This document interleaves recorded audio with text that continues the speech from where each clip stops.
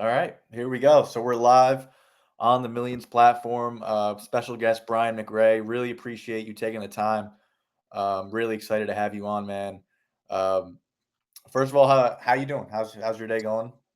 I'm good. It's close to the weekend. It's family weekend at Kansas State starting tomorrow. My daughter is a freshman there, so I'm gonna go visit her and hang out. I haven't seen her in a few weeks, and looking forward to catching up with her down at school and seeing how things are going. That's awesome, man. That's awesome.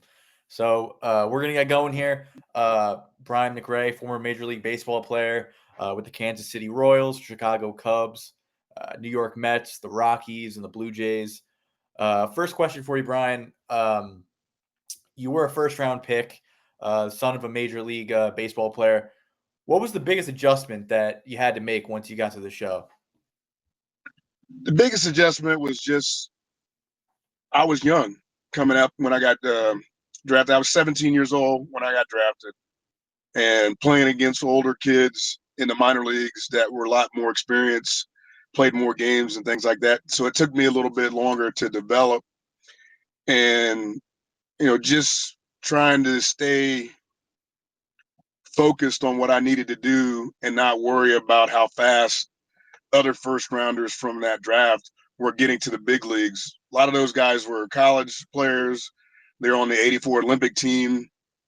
So they were going to advance through the minor leagues a lot quicker than me. And, that was the biggest thing going through the minor leagues is just staying within myself and not getting too worried about everything else that was going on and how guys were moving up the ladder a little bit quicker than me. And then once I got to the big leagues, it just was adjusting to the pace, the speed of everything, and the day in and day out grind that Major League Baseball puts on your body from spring training through the end of the season.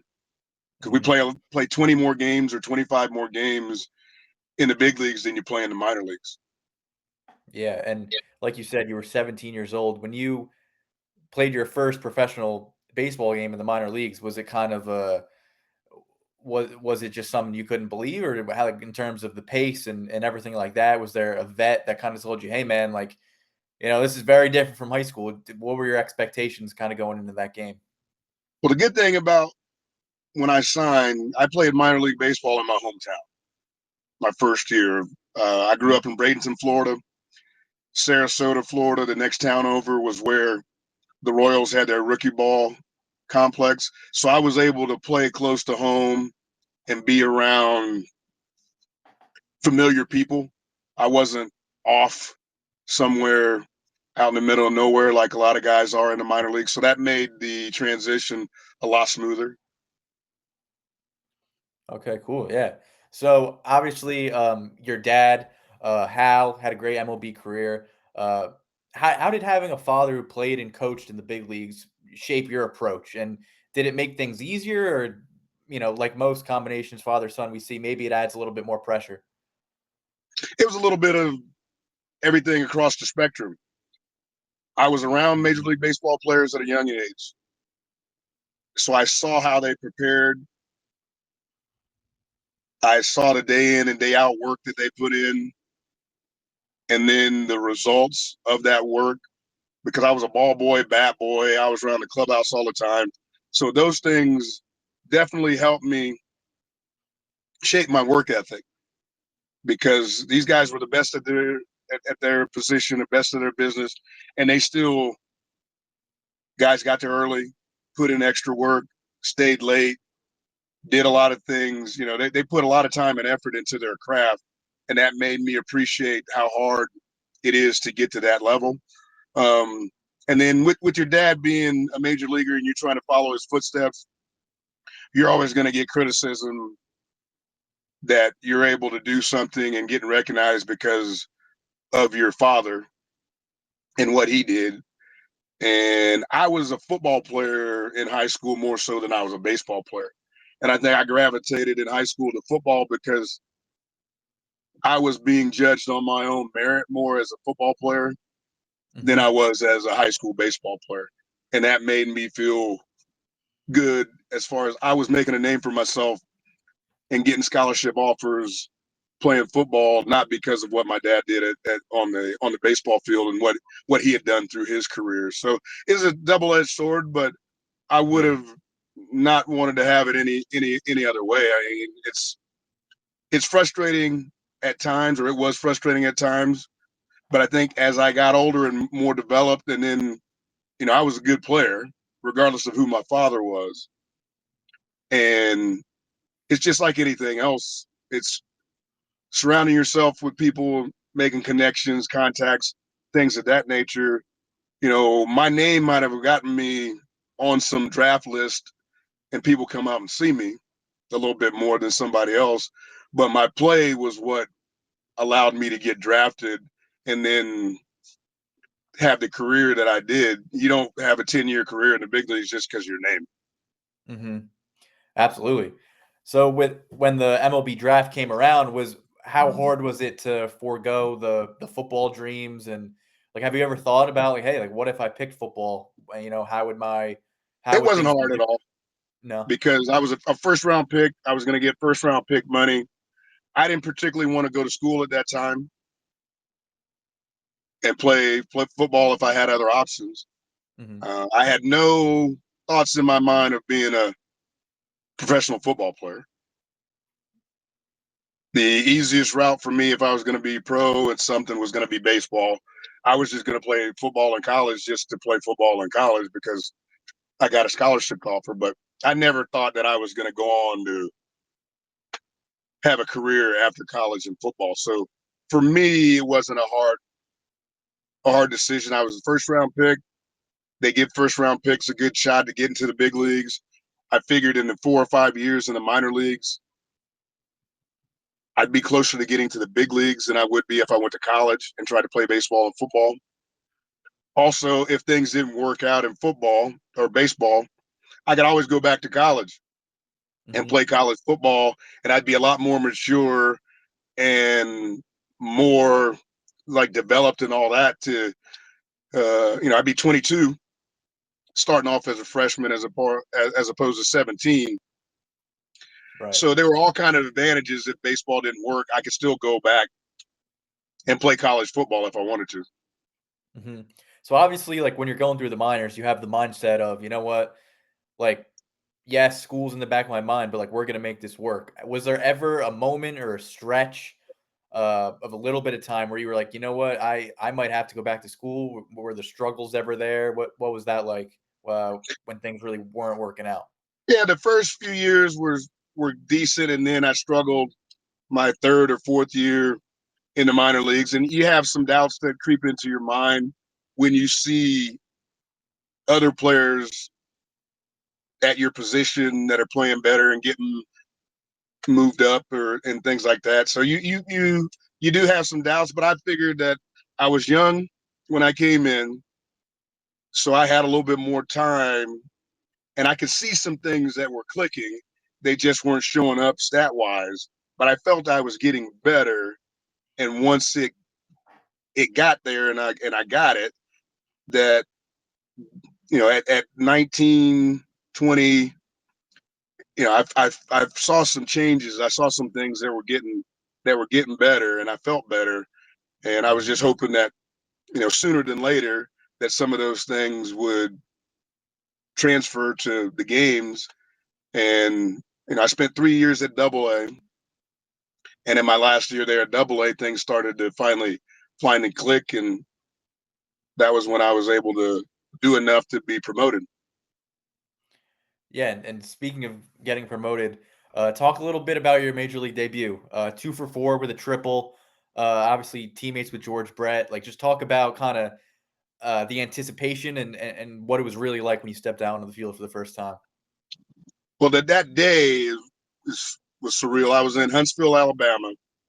We were playing against I think it's a Double A team of the Oakland A's at the time in Huntsville, and manager Jeff Cox comes knocking on my hotel room door at 3 o'clock, 4 o'clock in the morning.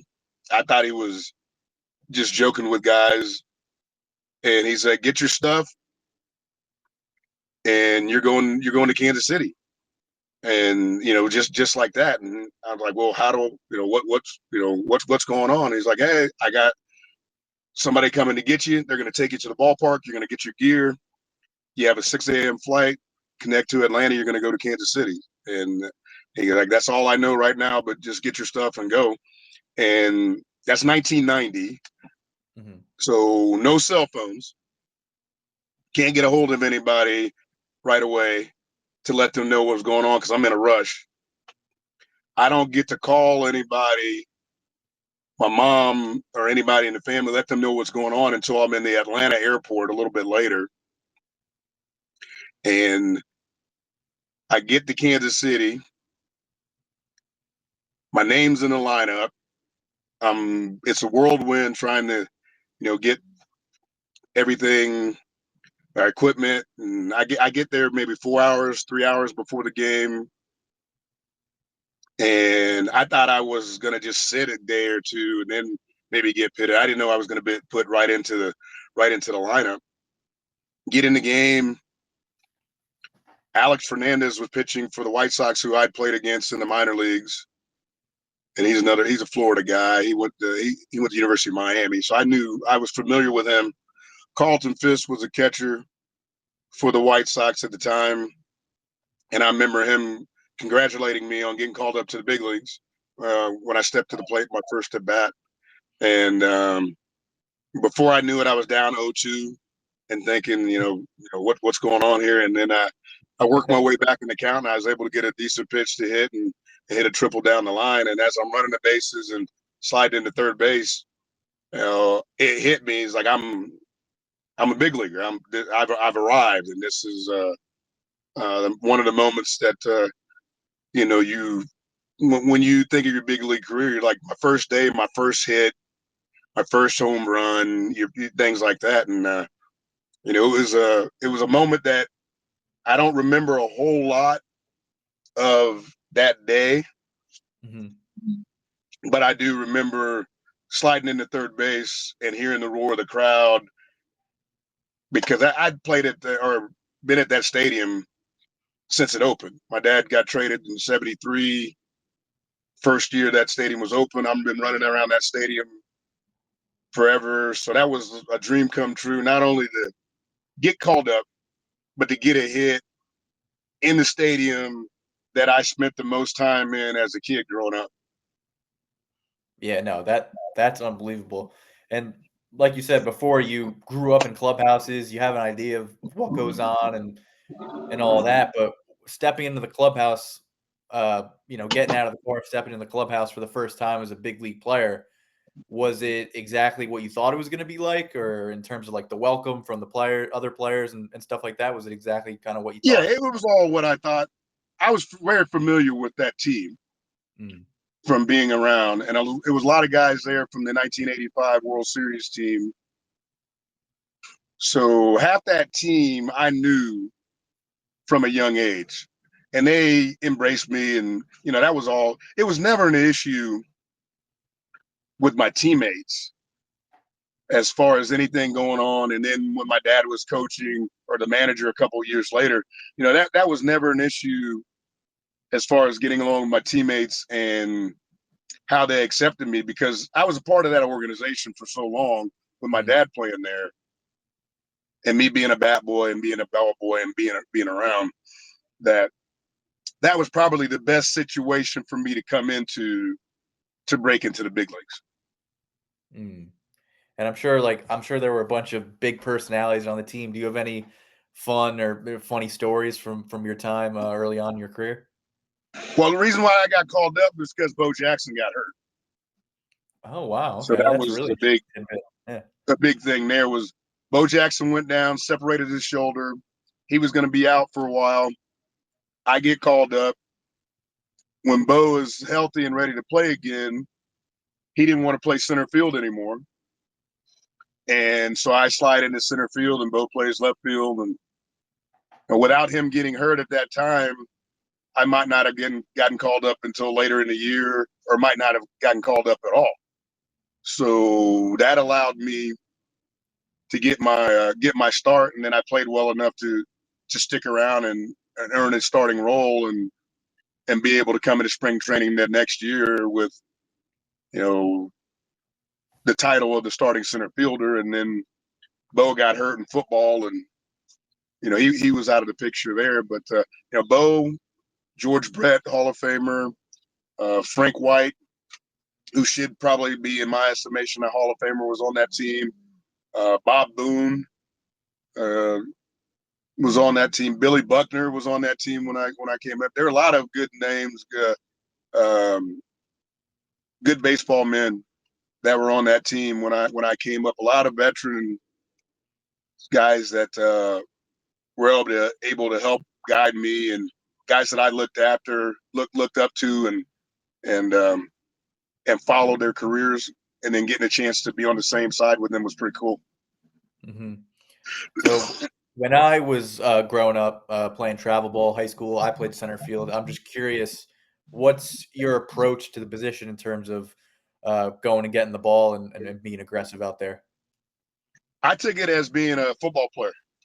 Yep. And I was a receiver in high school, so I acted like the ball hit I was just being a receiver or DB, just tracking it and Mm-hmm. going to get it. And I was really aggressive, and I think playing football helped me as far as being able to go get the ball and track the ball, being an outfielder, because I took that same mentality as that ball is up in the air and it's mine. I got to go get it. So obviously the MLB today is different than the 90s. What stands out to you about, how the game has changed, and do you think it's changed for better or for worse? We just saw the ABS system is going to be implemented next year for balls and strikes. What are your thoughts on today's game? I think the game is better in some aspects because you have some power pitching that we didn't have. We had maybe a handful of guys that threw really hard. There's a lot more hard throwers now. The teaching philosophy for hitting is different, where there's more strikeouts, more home runs. Putting the ball in play is not a premium anymore for the majority of players. Stolen bases, hit and runs, small ball is not at a premium. A lot of hitters sell out to hit home runs, and that could work in the short term. But I think, as we see in the postseason all the time, good pitching still stops all the home runs. I think a lot of the changes that were been implemented in since COVID aren't the best for the game how I like to watch it. But those weren't put into play for baseball people. Yeah.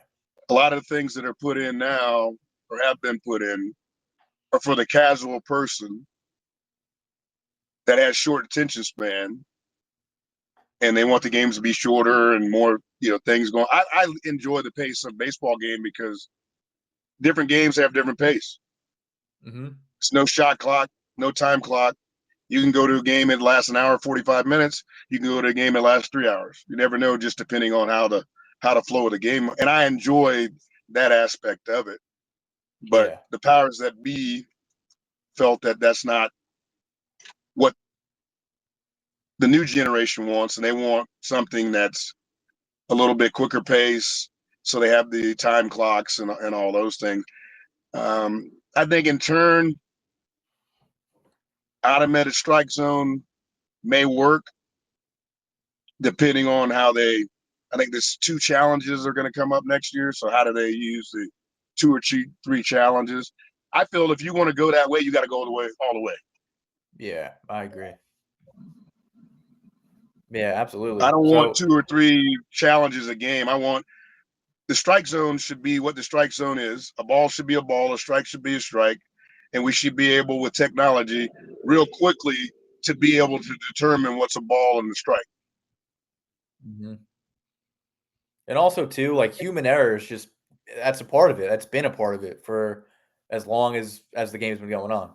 So Right, but I think we um, have the technology to be able to erase some of those Yeah. And unfortunately, the big key is betting, is sports betting. And I see that as the main factor for the automatic strike zone coming into play, because people are going to bet. You're going to be able to bet per pitch, or you can bet per pitch. Mm-hmm. If you eliminate the human behind home plate and put an automatic strike zone there, that plays better for how people want to bet. Yeah. And That's I think true. what we're Yeah. seeing in all these sports is more things are being geared towards the betting public instead of the baseball fan. Mm-hmm. And that's something that we just can't, just a fact of life now. There's almost every It's state that has a team has some type of online betting, or will have something that you can bet. And I bet mm-hmm. down the road, some of your premium seats at stadiums, you're going to have like kiosks where you can place bets right there. 100%. Yeah. It's coming. It's scary on it. It's insane. It really is how much it's grown, and even like sponsorships and stuff like that with all these betting companies. You see it. Yeah, teams didn't let casinos sponsor like in the 90s, and now you see them all over the place. Yeah. So Yeah. gradually, the casino business went from being shady and we don't want to be tied to you guys to we're partners now. Yeah. It's unbelievable. But let's talk a little bit about life after baseball. Um, what was the hardest part about transitioning from stopping playing baseball to uh, reaching your next thing that you did after The playing hardest ball? the What hardest was that thing like? was just the everyday grind, Yeah. that you were used to. Your body's used to it. You're just used to doing that, and the playing and being around your teammates and the competition, competing. That was probably the hardest part. I've been transitioning since I was playing to be in the broadcast field somehow, some way. So that aspect of it, I had something else to do after Mhm. I got done playing. And I worked with ESPN for a couple of years, and then Major League Baseball for 7 years, and did some other um, broadcasting of minor league, big league games, things like that for parts of 16, 17 years after I got done playing. So I had some things that I'd been working on. It was just you were used to certain things, March, spring training, getting ready for opening day, and that getting that out of your system, that takes a while. It Yeah. probably took me 2 or 3 years to get adjusted to that. Excuse me. So when you like first started broadcasting after you were playing, was there a part of you that was like, "Oh, like I miss being out there so much," or when you were in the booth, you were like, "You know what? I'm happy here. This is where I'm staying, and I haven't thought about it once, like going back." Like, were No, you once happy I with? made the decision not to play anymore, I was okay with it, Yeah. and I didn't miss. There's certain aspects that I missed, but it had nothing to do with the game. Being around your teammates, to travel, hanging out, Mhm. traveling to different cities and meeting up with friends of mine, things like that. Those were things that you miss. But as far as the actual game, stress, pressure, those things, I didn't miss those parts of it as much as I just missed the camaraderie with the teammates and the things that you do, hanging out, bus trips, plane flights, things like that. Mm. Besides your home ballparks and stuff like that, what was your favorite ballpark to play in, or where did you feel like you had the most I enjoyed success? Coors Field a lot. I Mhm. like playing there, not for the offensive aspect of it, but just as a center fielder playing at Coors Field, you could had a lot of room to run down balls and show off your skills. I enjoyed, Yeah. playing there. A ballpark that's no longer around that I like because I hit well there was County Stadium in Milwaukee. I like going to Milwaukee. I enjoyed hitting in that ballpark. Mhm. I felt like I had a good series every time I went into Milwaukee. It's something that some places feel comfortable to you and other places don't. Milwaukee felt great. Seattle and the Kingdom did not. It was just a feeling that I had when I got to Milwaukee. I was going to get some hits, regardless of how I was going is into that that series. something that you just play there a few times and you're like, this is kind of how I'm feeling, and it kind of just sticks every single time you're there? Or is it something that kind of like just develops over like a long period of time? Now, it was from the first day I played a game there until my last game at County Stadium. I always felt comfortable there. Yeah. I don't know what my numbers were there, but I had some of my better days in the big leagues on the road in County Stadium. I like the city. I like the food. I like that. Like it just were. I look forward to going to Milwaukee. Yeah, like everything kind of plays into it. If I was struggling, I was like, I'm going to get right in Milwaukee. Mm. Circle it on your calendar. Milwaukee, Yeah. I'm going to do well here. That's awesome. Is there a current Major League Baseball player that reminds you of yourself? Currently, not offhand. Because, like I said, the game has changed. A player like me in today's game, I would have had to change some things probably to play every day for 10 years. I might have had to, leadoff hitters and table setters. There's not that many of those type guys. Teams don't use traditional leadoff guys like they used to. Right. So yeah, I don't know if there's anybody that's close like I could compare myself to in today's game. I would say I would have had to, for me to play in this age, I would have had to change some of the things that I did offensively to fit into the new way of teaching. Yeah. All right. So instead of that, like, who are just name some guys that you enjoy watching today that you really like? Until he started getting hurt all the time, Mike Trout was a Yeah. guy I really enjoyed watching him play. He was fun to watch. Here in Kansas City, Bobby Witt Jr. is a guy I enjoy watching play. I played against his father, and to watch him play is pretty cool. Um, we have the distinction, I think, right now to say we have maybe the best NFL player and one of the best MLB players, and Patrick Mahomes and Bobby Witt Jr. right here in Kansas City, Missouri. Absolutely. Absolutely. And then team wise, I like the Padres. That's a team I root for. I'm a Cubs fan still, so the Cubs and the Padres are teams that I root for. I like what San Diego's doing Hmm. as far as trying to win. They haven't gotten there and they haven't reached where they want to, but they continue to try to make that team better and better and better.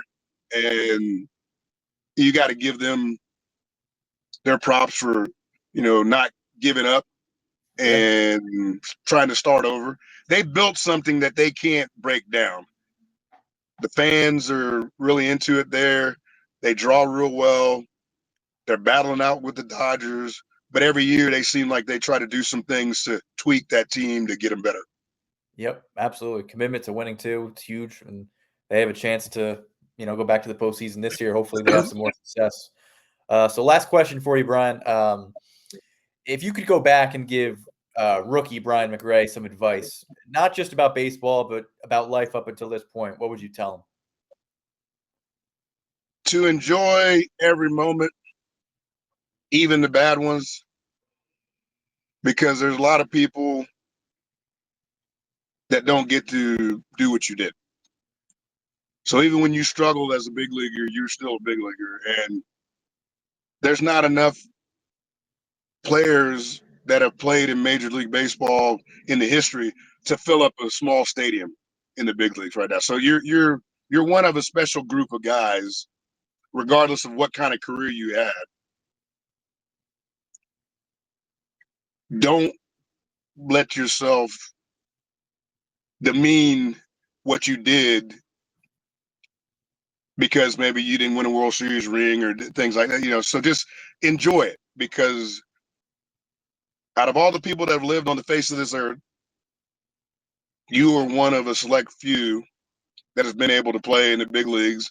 Plus, not only play, you're one of the select few that got to play 10 years in the big leagues. So that's accomplishment in itself. And enjoy the fact that you were able to do something that a lot of people want to do. They don't get the chance to do that. Absolutely. Yeah. Very well said. Well, Brian, I really appreciate you taking the time. This was great. I really enjoyed the conversation. Hope you have a great weekend, and thank you so much. All right, I appreciate it. Thank you very much. Absolutely. See you, Brian. All right, take care.